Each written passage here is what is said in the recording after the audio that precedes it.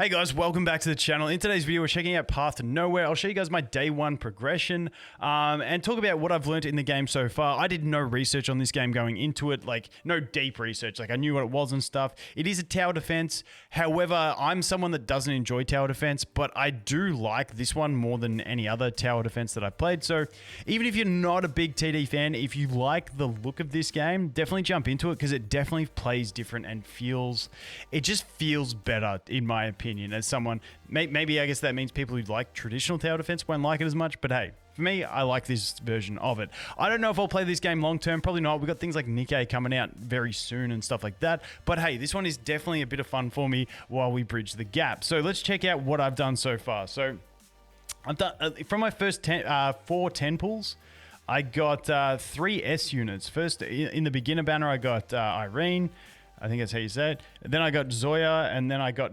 Demon. So these are my main units. Now I'll leave a link to a Google spreadsheet tier list that I found. Like I said, I did no research. I just quickly looked up a tier list. People said Labyrinth was good, Aerial's a solid healer, and EMP was good. So that's what I'm using. I didn't do a deep dive into this game like I do with most games. I just went in blind and been having a lot of fun. So that's my team. We'll talk about character progression in a bit. I just want to show you guys combat. Also, like, a lot of characters do have different skins and stuff that you can unlock, like the animated 2D and stuff like that.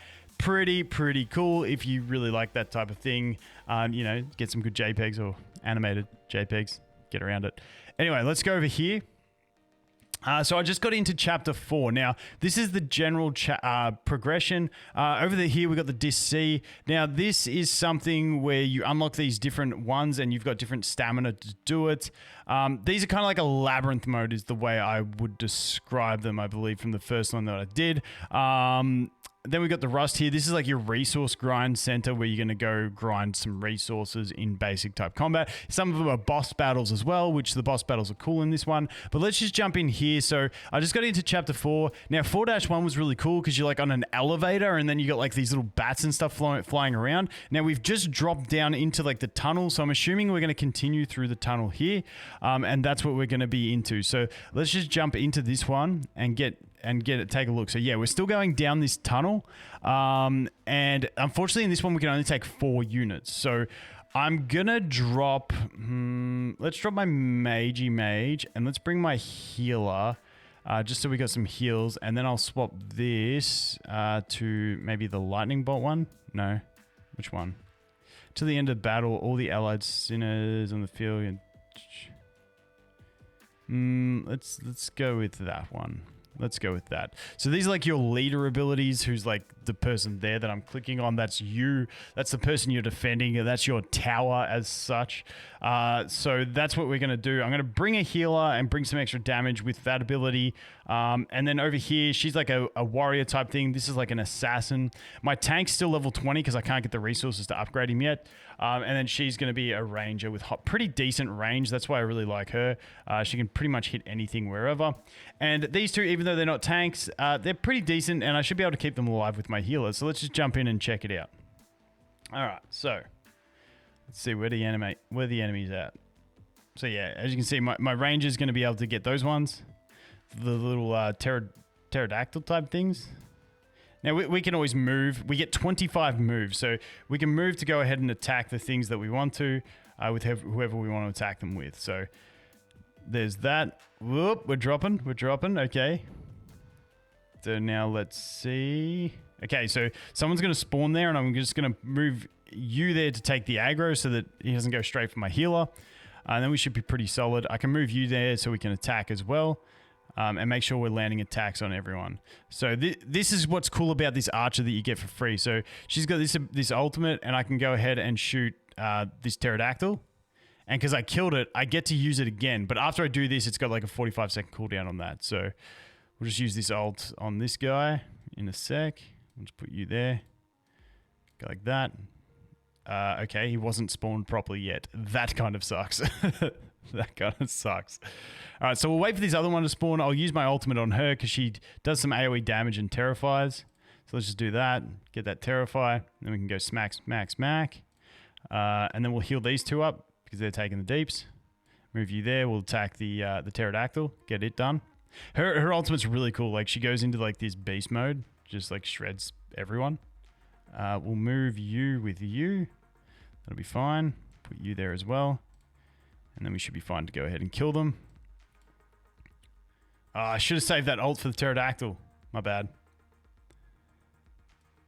But yeah, like you can see the enemies we got left, and I've still got 15 moves that I can use. So like I'm not really using, like, even though I'm not playing this very efficiently in these early stages, you don't need to use the 25 moves. It's pretty fine. So what I'm going to do here is just do this. And then once again, we'll be fine. So I can pop a heal over here if I want. The other thing that I can do, this is like an AoE heal. Sometimes I can group my characters up, then put them all in to get the heal together. But at this stage, I don't think I'm really going to need that. So we'll pop that heal. See how that goes. We'll kill this guy with that and then get another one, a free ult. See if we can kill this. Because if I can kill that, then I can swap you with you and then put you back here to go ahead and attack. And that's what I mean. This is where it doesn't feel like tower defense because you do get that freedom to move things around. So now I'm going to move you there and then I'll move you there. And we'll go ahead and kill this. Do that. Happy days. Battle time is up. Does that mean we won? Victory. Okay, nice. So that's the combat. There's different stages. I've seen stages where you can use 4, 5, or 6 units. So you kind of want to build 6. But then there's other stages where it's like, for instance, there was one in the last chapter where basically melee units were useless. So you had to make use of the other units. I didn't level any up. I just used ones with CC to slow the enemies down and stuff like that. But that is your general type of combat. So like I said, tower defense principles and like an aesthetic, but like it's a lot different in the actual flow of gameplay. Now, I haven't seen any auto in this game, any auto button. Honestly, I'd like it if there was an auto button to grind through so I could just power up and then cruise through stages. However, for all the resources, this is the good part. So for instance, if I want to upgrade one of my characters, let's just go here. Let's just go promote. We'll level you up a little bit. Okay, so I need more of these diamondy thingies experience. So I can just go ahead and say I need some. So I'll go to the resource stage. I can just hit raid more and I can raid multiple and I can just do the raids and it's just gonna, that's it. Job done. Like just raid. So once you've cleared a stage and you don't even need to 3-star, not the 3-star, you'll see here if I go over here, actually, let's complete that. Let's go back here. And I'll show you, for instance, in this one, you can see how these couple don't have like the colored in triangle.